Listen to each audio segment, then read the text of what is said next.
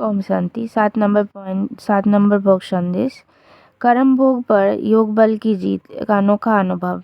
ये संदेश में बाबा ने ब्रह्मा बाबा के अंतिम समय की जो कर्म भोग और योग बल की जो युद्ध चला उसके ऊपर ब्रह्मा बाबा ने सुनाया है। तो आज जब वतन में गई तो जाते ही क्या देखा कि शिव बाबा और अपना ब्रह्मा बाबा दोनों आपस में बैठे थे और सामने जैसे एक छोटी पहाड़ी बनी हुई थी। वो क्या थी? देखा कि ढेर के ढेर पत्थर थे, इतने पत्थर थे जैसे कि पहाड़ियाँ बन गई थी। जैसे ही हम पहुंची तो ब्रह्मा बाबा ने हमको देखा, कहा कि ईशु कहाँ है? इतने पत्थर हो गए हैं। मैंने कहा, बाबा मैं आई हूँ। बाबा ने कहा, ईशु बच्ची को भी साथ ले आई हो ना? देखना ईशु बच्ची, मैं 2 मिनट में इतने सारे पत्र पूरा कर देता हूँ। शिव बाबा तो साक्षी होकर मुस्कुरा रहे थे। इतने में देखा कि ईशु बहन भी वहाँ इमर्ज हो गई। ईशु का चेहरा बिल्कुल ही शांत था। बाबा ने कहा, बच्ची क्या सोच रही हो? आज तो पत्र का जवाब देना है। उसी समय जैसे साकार वतन का संस्कार पूर्ण रीति इमर्ज था। मम्मा खड़ी होकर देख रही थी। इतने में ही शिव बाबा ने ब्रह्मा बाबा को कहा, आप कहाँ हो? वतन में बैठे हो? फिर 1 सेकंड में ही रूप बदल गया। बाबा ने कुछ कहा नहीं, एकदम डेड साइलेंस हो गया। इतने में बाबा ने मुझे कहा कि बच्ची यह पत्र खोल कर देखो। मैंने कहा, बाबा पत्र तो ढेर है। बाबा ने कहा, बच्ची इसमें तो 1 सेकंड लगेगा क्योंकि सभी में एक ही बात है। इसके बाद बाबा ने सुनाया कि सभी पत्रों में बच्चों की उलहने ही हैं। अब देखना बाबा बच्चों को रिस्पॉन्ड करते हैं।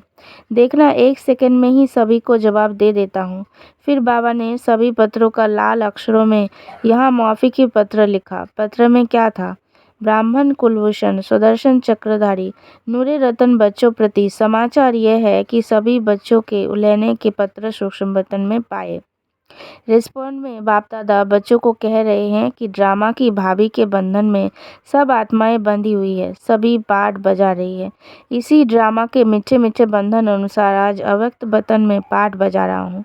सभी बच्चों को दिल व जान सिख व प्रेम से अव्यक्त रूप से याद प्यार बहुत बहुत बहुत स्वीकार हो। जैसे बाप की स्थिति है बच्चों को स्थिति रखनी है। ये है बाप दादा का पत्र। फिर बाबा को हमने भोग स्वीकार कराया। बाबा बोले, बच्ची आज कुछ नए बच्चे भी आए हैं, पहले मैं उन्हों को खिलाता हूँ। वतन में बाबा ने सभी बच्चों को इमर्ज कर अपने हाथों से जल्दी जल्दी एक एक को दृष्टि भी दे रहे थे, हाथों से गिच्ची भी खिला रहे थे, लेकिन एक एक को 1 सेकंड भी जो दृष्टि दे रहे थे उस दृष्टि में बहुत कुछ भरा हुआ था। इसके बाद फिर तीसरा शिष्य हमने देखा। मैंने बाबा को कहा कि सभी ने एक प्रश्न पूछने के लिए कहा है। बाबा ने कहा, जो भी प्रश्न है वो पूछ सकते हो। बाबा तो एक अक्षर में जवाब दे देगा। तो प्रश्न थे, सभी पूछते हैं कि पिछाड़ी के समय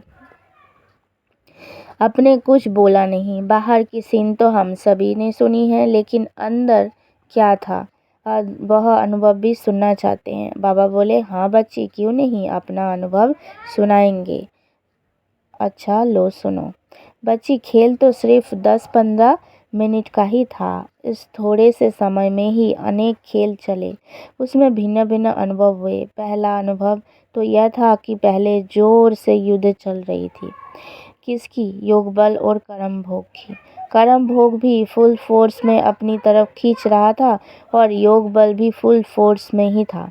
ऐसे अनुभव हो रहा था कि जैसे कि शरीर के हिसाब किताब रहे हुए थे, वह फट से योग अग्नि से भस्म हो रहे थे और मैं साक्षी हो देख रहा हूँ, जैसे अखाड़े में बैठ मल्ल युद्ध देखते हैं। इसके बाद बाबा बोले, कुछ समय बाद कर्म भोग यानी दर्द तो बिल्कुल निर्बल हो गया, बिल्कुल दर्द गुम हो गया। ऐसे अनुभव हो रहा था कि आखिरी में योग बल ने कर्म भोग पर जीत पा ली। उस समय 3 बातें साथ साथ चल रही थी। वह कौन सी? एक तरफ तो बाबा से बात कर रहा था कि बाबा आप हमें अपने पास बुला रहे हो। दूसरी तरफ यूं तो कोई खास बच्चों की स्मृति नहीं, लेकिन सभी बच्चों के स्नेह की याद शुद्ध मोह के रूप में थी। कहीं भी संकल्प नहीं था। तीसरी तरफ ये भी अनुभव हो रहा था कि कैसे शरीर से आत्मा निकल रही है। कर्मातीत न्यारी अवस्था जो बाबा ने पहले मुरली भी चलाई कि कैसे भां भां होकर सन्नाटा हो जाता है। वैसे ही बिल्कुल डेड साइलेंस का अनुभव हो रहा था और मैं देख रहा था कि कैसे एक एक अंग से आत्मा अपनी शक्ति छोड़ती जा रही है। मृत्यु क्या चीज़ है वो अनुभव हो रहा था। ये है मेरा अनुभव। फिर हमने बाबा को कहा, बाबा सभी बच्चे कहते हैं अगर हम सभी सामने होते तो बाबा को रोक लेते। बाबा ने कहा, बच्ची रोक लेते तो ये ड्रामा कैसे होता। फिर हमने कहा, बाबा ये सीन जैसे अब तो आर्टिफिशियल लग रही है, रियल ड्रामा नहीं लगता।